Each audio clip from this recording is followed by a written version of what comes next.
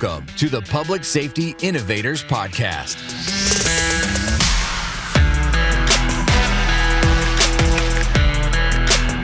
Connecting you with trendsetters who are leading innovation in public safety and expert advice on growing your own post-law enforcement business.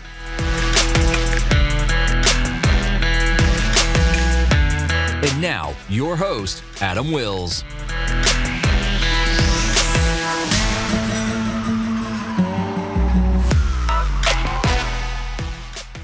Welcome to the show. Today I have Tom Wheelhouse on with me today. Tom is kind of like my UK doppelganger, if you will, bearded and all.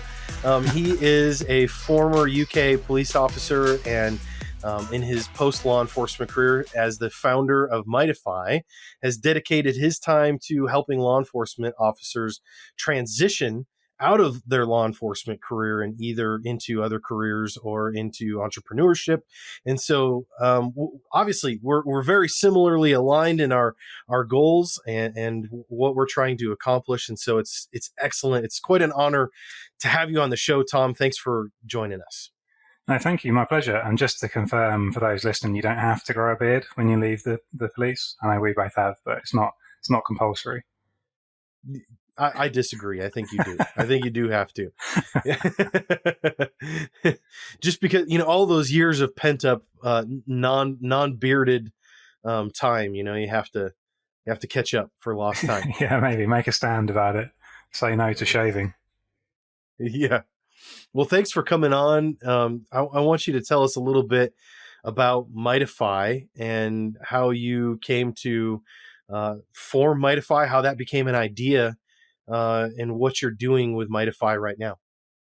Yeah, no problem. I think it's one of those things that makes a lot more sense looking back now than it ever did proactively at the time. Like you said, I was a police officer in London. I loved it until the day I didn't anymore. And then I kind of was faced with a bit of a choice of what to do.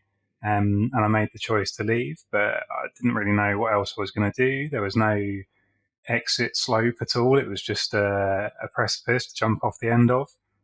So I had to work it all out myself when I did leave. I found my way into the private sector. I worked for a big tech company, and I loved it. I did some business development, some account management, and it was great. But what I started to find was all the people who'd said to me in policing, oh, you can't just leave, people don't just leave, the grass isn't greener, what about the pension, all those kind of cliches.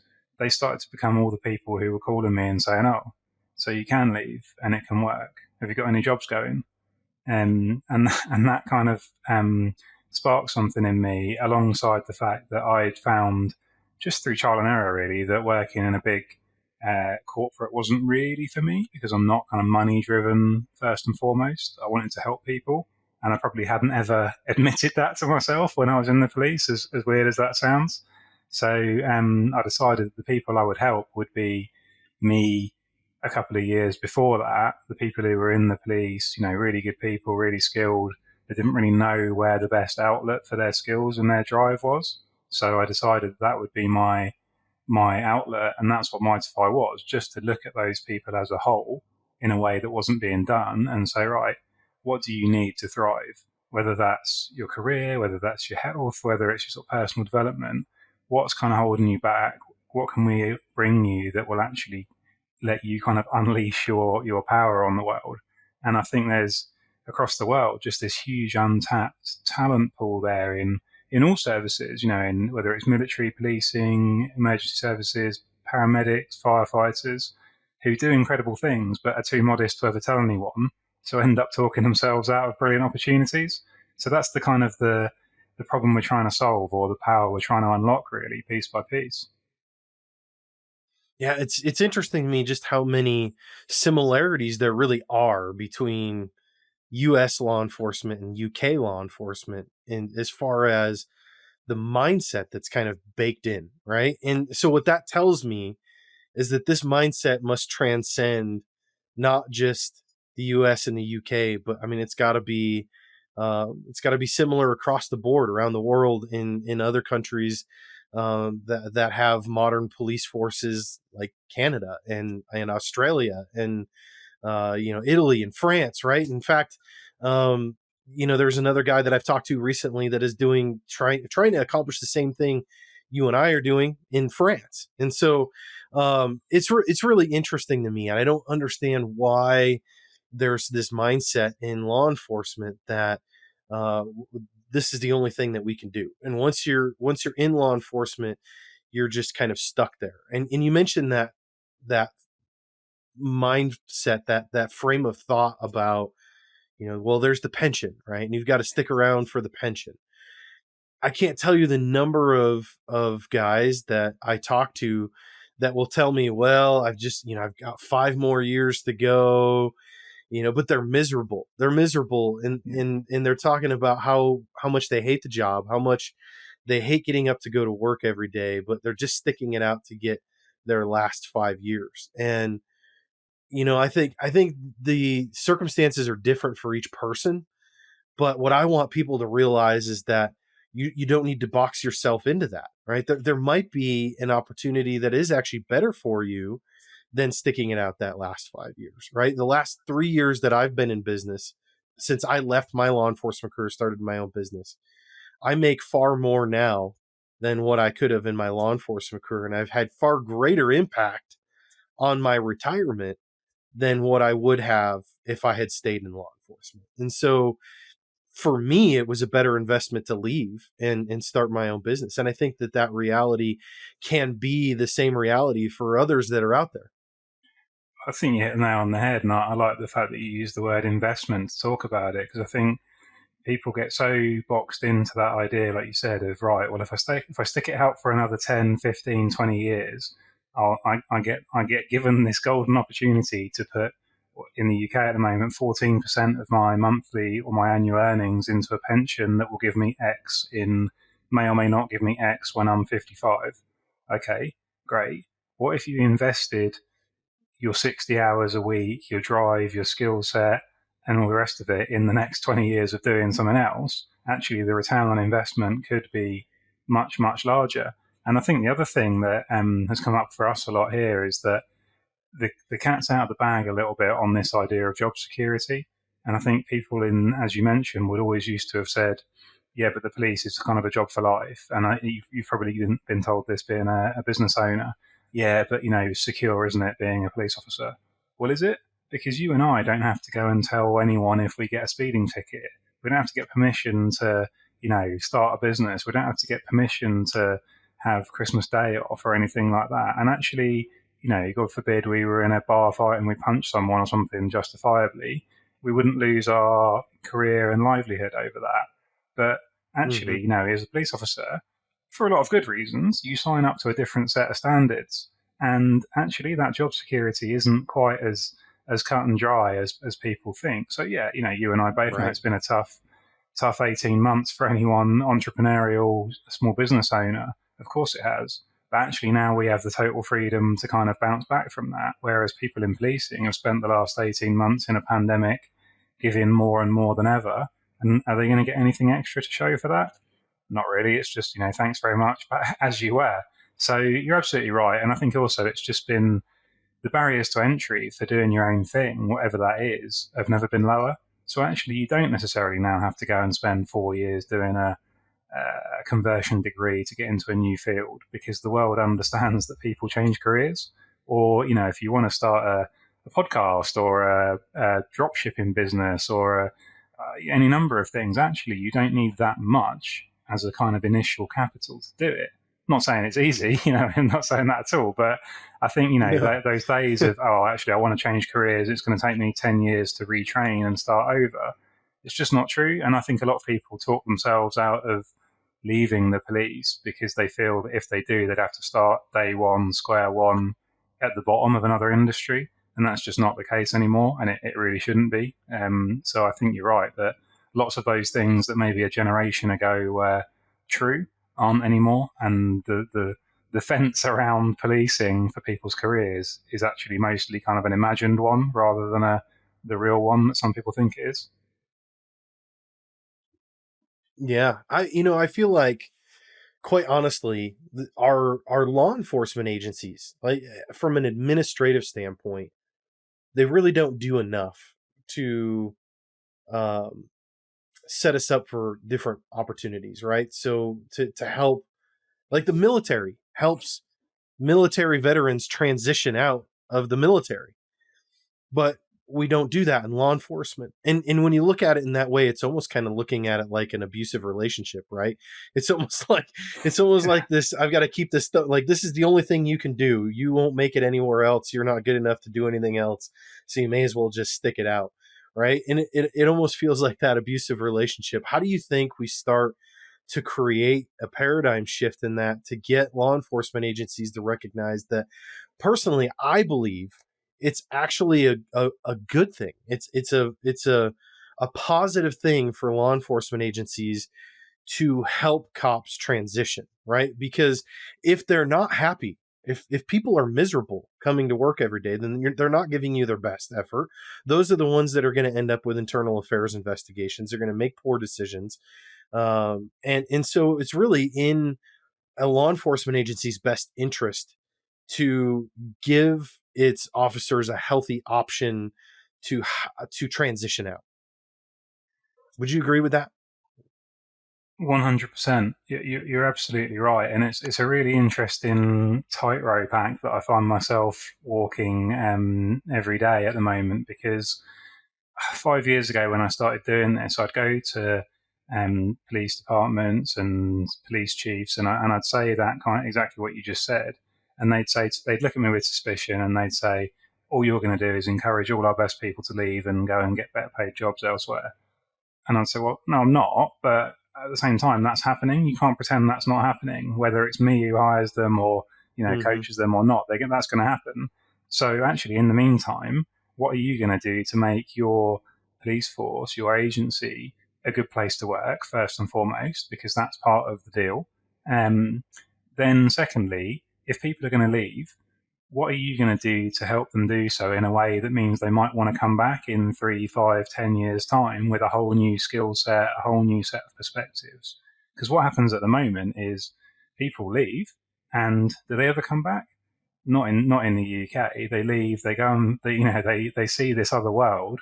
Then sure as eggs is eggs, they get on the phone to all their previous colleagues on their old unit and tell them all how great it is to have evenings and weekends off and be treated like an adult. So, the word gets out, and it's a negative spiral for policing. Whereas actually, if there was a bit of a mindset shift and a paradigm shift, as you said, and the military is the same here, where we invested in those people and said, look, thanks for your service. And actually, we're not just going to say that, we are actually going to tangibly thank you for that service by giving you some kind of structured program, which is what, I wrote myself because I was so fed up of it not existing in this country.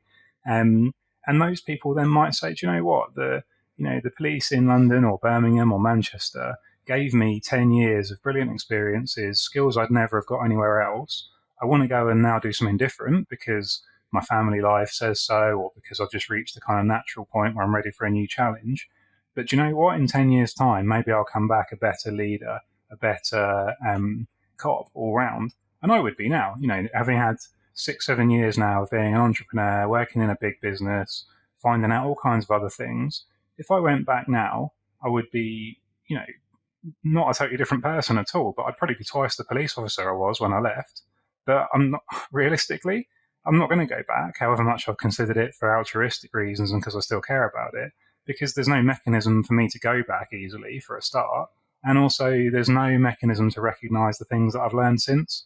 And I speak to people all the time who, and they're all found in your programs as well, I'm sure, who've gone on to do really cool things outside of policing, who actually still care and still believe in the job, but actually, where's the mechanism to bring them back? So the real vision is to have that cycle where I think it's vulnerability in leadership in policing to say some of our really good people might leave.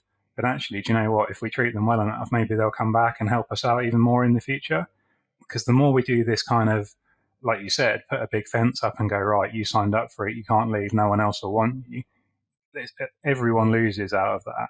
Not just the police officers, but the force as an employer, the community they're working with. And like you say, why would you want unhappy disengaged staff, because that's when bad things happen for the community and for the officers themselves and for their families. So yeah, this kind of protectionist, build a big fence and tell everyone they can't leave and they're useless.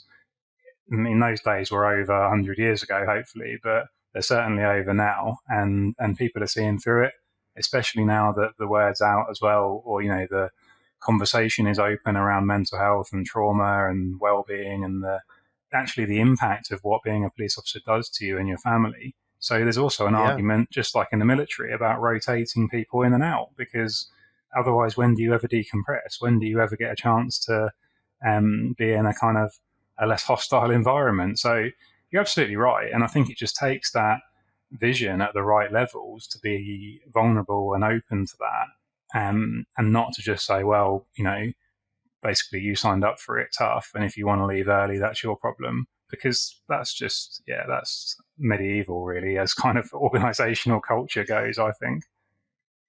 Well, I think at least here in the US right now, there's certainly a sense of desperation, I think, on behalf of law enforcement agencies, because it is so hard to recruit right now. I mean, it has been since, I'd say about 2007, 2008. 2008 is really when it started to become exceedingly difficult to recruit here in the U.S. And so there becomes that desperation to keep what you have, because you can't lose anymore, right? But it really is like the overbearing, overprotective boyfriend that won't let his girlfriend go hang out with her friends because he's afraid that she's going to meet some other guy at the bar, right? Yeah. Like that's the best analogy that I can come up with. But I think it is so important from a mental health and well-being standpoint, and like you mentioned, I think it's important to preserve that opportunity to let people make that decision for themselves, right? And to give them the guidance that they need in order to determine, is this actually where I'm supposed to be? Is this the best fit? So like in the LEO to CEO community, recently we did a workshop called Hero on a Mission. And in that workshop, what we actually did was we sat down and we had everybody write their obituary, which I know sounds really weird. Okay. But everybody wrote their obituary. Like, this is how I want my obituary to be read at my funeral. And so what that helped people unpack was, how do I want to be remembered? What do I want people to say about me when I'm no longer here? What is the memory that I'm leaving behind? Right. And by doing that, then we take that, and what we learned to do was reverse engineer our life so that we could accomplish that, so that we could be remembered in that way. And I think what happened in that workshop was people went, oh, maybe I'm not where I'm supposed to be right now, because this isn't giving me the ability to accomplish that. And I think, if more law enforcement agencies would allow that sort of shift, allow that opportunity for people to come to that determination on their own, I think that'd be a powerful thing. I agree. There's powerful stuff, and I think also one of the things I've got a bit of a bee in my bonnet about is the sort of annual appraisal, the performance development review, whatever you want to call it, that never actually asks people questions about themselves. And it's all about, are you interested in promotion? Tick box, yes or no. And I know it's supposed to be changing, but it never actually says to people, right, where do you want to go? What's really you as a person? Tell me about yourself. When we run our sort of resettlement programs for people who are leaving policing or ambulance services or fire and rescue, and I sit down with somebody who's got 20, 25 years service, and I say, right, tell me about yourself. I guarantee you, first up, they'll say, right, well, I'm a sergeant with 20 years service and I'm on this tactical unit. And I say, well, sorry, but you haven't told me anything about yourself yet. What makes you happy? What makes you unhappy? When do you feel like you're kind of thriving and in the zone? And they say, oh, well, no one's ever really asked me that in all the years I've been in the police. Well, maybe we should start to think about those kind of things as well. And like you say, actually, show people where they fit and where they don't, Because also then you get people who will leave because they don't get promoted because their agency or department has a certain idea of what a leader is and they don't fit it. And then they go to a different organization and become, wildly successful because that organization recognized that leadership isn't just, command and control shouting. Maybe empathy is a leadership skill as well, as one example. Right. So, I think you're absolutely right that if we sat down with people throughout their careers and actually said regularly, it's just the same concept as physical MOTs, physical checks of your car. To keep your car roadworthy, you have to show some evidence every year that it's still roadworthy, that everything works properly and that it's fit for purpose.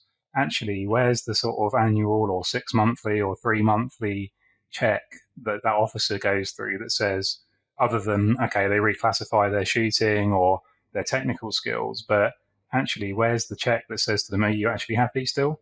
Is the role you were in a year ago still the right role for you? With the recruitment issue you mentioned there's an issue coming up here now that obviously very different culturally around firearms, but carrying a firearm is basically a voluntary additional skill in the UK, and fewer people want to do it because it doesn't really come with benefits that match the potential cost. So now we have to start now. Police forces are starting to try and retrofit. Oh, why doesn't anyone want to carry a firearm anymore? When it's the wrong question, because the question was 5 years ago to say to those people who were potentially the firearms officers, where do you want to go? How can we help you get there? How can we develop you? So now it's just exactly the wrong way around, like you say, and I think that recruitment issue is starting to bite here. But for a long time, the answer you would have got, or the answer I did get from senior people was, well, if people are still queuing up to join, so it can't be that bad, can it? Which is, either totally ignorant or, just completely ridiculous. But when you start to get the problem that the US has got and some other countries where actually the recruitment office is empty too, then you're in real trouble, because that takes generations to fix. That's just not a question of some posters and some nice new benefits. That takes generations. And I think it all comes back to people. It all comes back to attracting the right kind of people and empowering them to actually be themselves and giving them the conditions to thrive in, but trusting that might mean they thrive to a degree where someone else wants them to. And that's where your analogy about the kind of toxic relationship is absolutely spot on, unfortunately. Yeah. So what do you think are the single greatest challenges right now that are facing cops that are considering leaving law enforcement? And what sort of advice do you have for anybody that is kind of feeling stuck in that decision? I think if I had a pound or a dollar, I don't know which one's worth more anymore. If I had I don't either. They're probably about the same now. But if I had a pound, let's say, for every time someone had used the word institutionalized with me and one of our clients, then I think that would be, a lucrative business in itself. So it's people who've been in one environment that tells them how to dress, how to act, how to speak, how to behave, how to interact with others, and scrutinizes their movements. And they've been in that environment for 20 years, let's say, and it's like being in a vice or in a mold, and they start to lose sight of who they really are. And I think then you add on top of that it's a culture where people don't go around saying, who are you really, to each other, and having those kind of deep conversations, because you just crack on and get on with the job. It becomes very, very difficult then when you start to think about moving on and you start to look at job adverts on LinkedIn or Indeed or wherever, and you see all this kind of corporate language, and people just talk themselves out of applying, full stop, because they'll just say, I can't do that. Even if you and I put on an event and we brought in 300 police officers, if something happened in the street outside, all 300 of those people would run out without a second thought and deal with it, put themselves in harm's way and deal with it. If we said to those 300 people, right, we haven't prepared you for this, but we're now going to ask you to talk about yourself for a minute on stage, they'd probably all run away from that terrified and not be able to do it. Whereas, if we went to Google or Microsoft or somewhere and said, right, everyone's got to do a 1-minute presentation about themselves, most people would probably just shrug and say, okay, what do you want to know? And be able to do that. So I think it's firstly the challenge is to understand yourself in a way that's not dependent on your work identity. So it's to separate who you are from what you do. And then it's to be able to confidently sell that in a way that doesn't feel kind of arrogant or inauthentic. And that's the challenge. So my advice would be, obviously, to come on one of our programs, but my advice would be to actually sit down with, people close to you and people who really know you well, and do a bit of self-reflection, but also ask those people, what would you really say about me? And actually, what you mentioned about writing your own eulogy or your own obituary, actually, what would other people say about you when you're not in the room? And that's kind of, day one of marketing and branding, isn't it? Your brand is what people say when you're not in the room. So actually, what do people say about you? And would you be comfortable saying that to somebody else? Because that's all job interviews are really, and pitching for business, and it's hard. People cringe at that in policing because it's hard and it feels immodest and arrogant, but it's not. To stand up and say, look, here's what I'm really good at and here's why you should be interested in that is a key life skill. And I think you can't ever do enough work on that. So, that would be my top tip really for anyone who's feeling that stuck. Because you and I know that there's endless options for anyone with a policing background. The rest people in other professions don't all have 2 heads and PhDs from Harvard. They're just people like you who probably haven't done half the things you've done. So, you can go out there and beat them to jobs or, business opportunities. But you have to ask for the business. You have to be in the game to win it. Yeah, I've many times have said that, I believe that there is no other career out there like law enforcement that requires such a broad skill set of its officers, right? Like cops are required to do and know so many things in order to be well-rounded and effective on the job. And so I think we don't give ourselves enough credit for just how that translates into so many other different things, whether that's in the private sector or in entrepreneurship.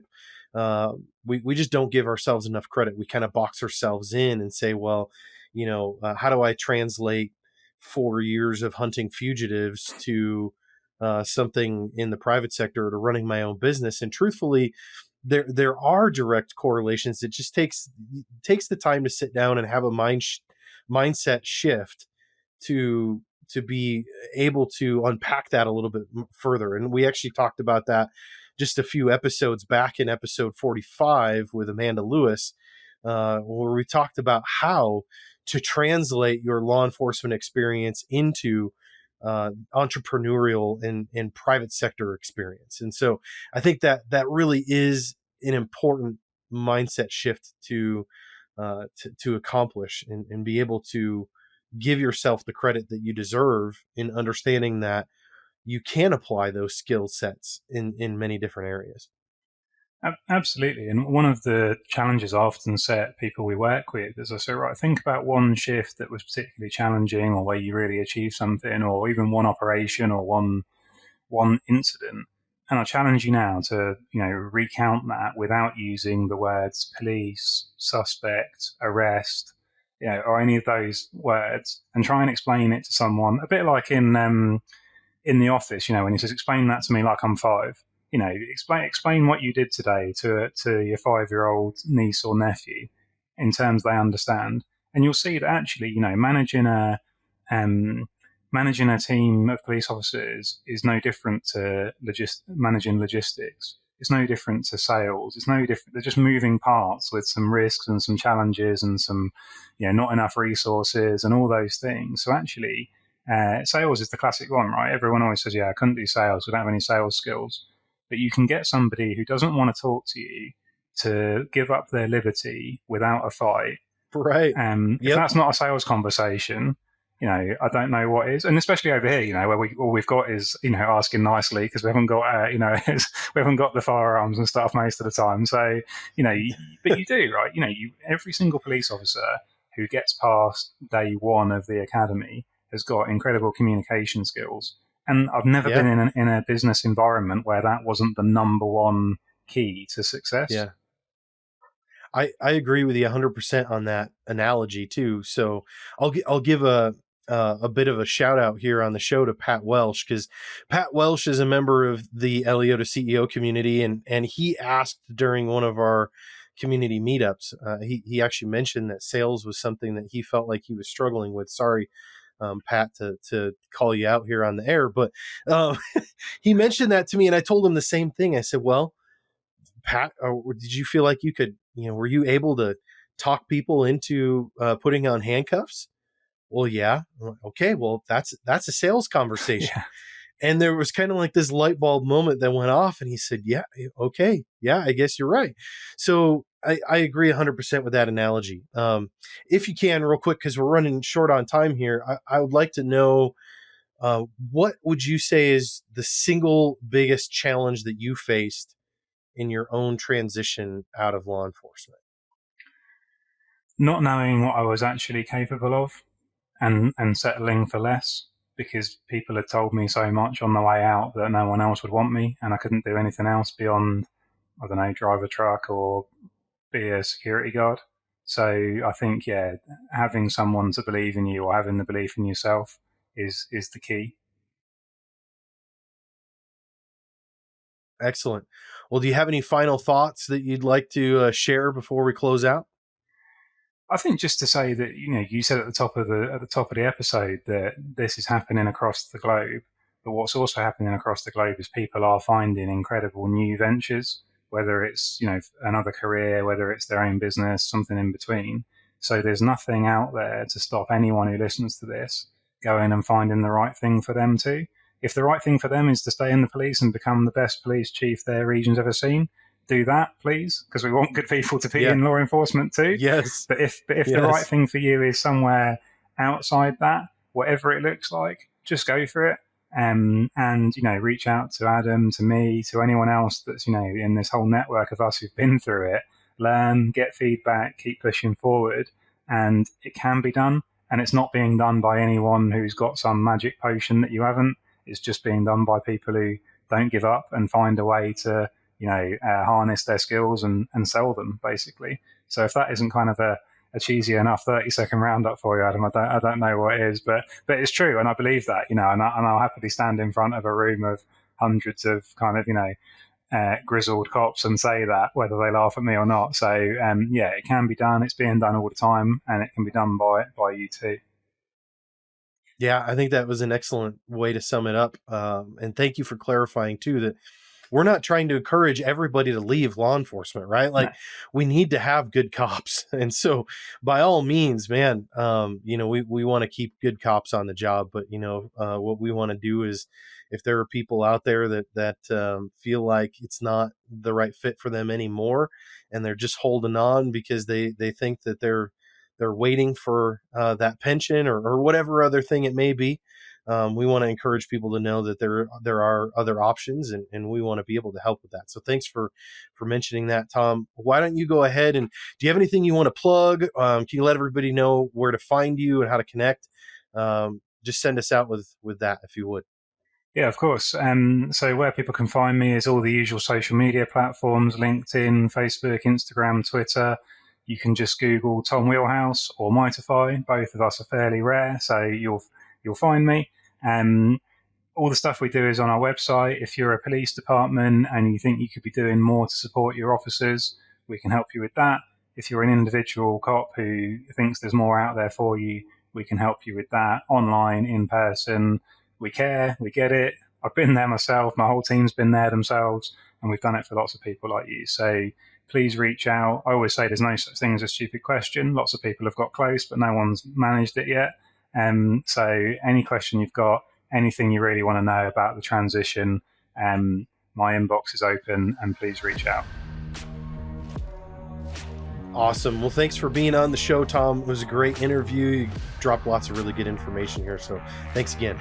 No, my pleasure. Thanks for having me.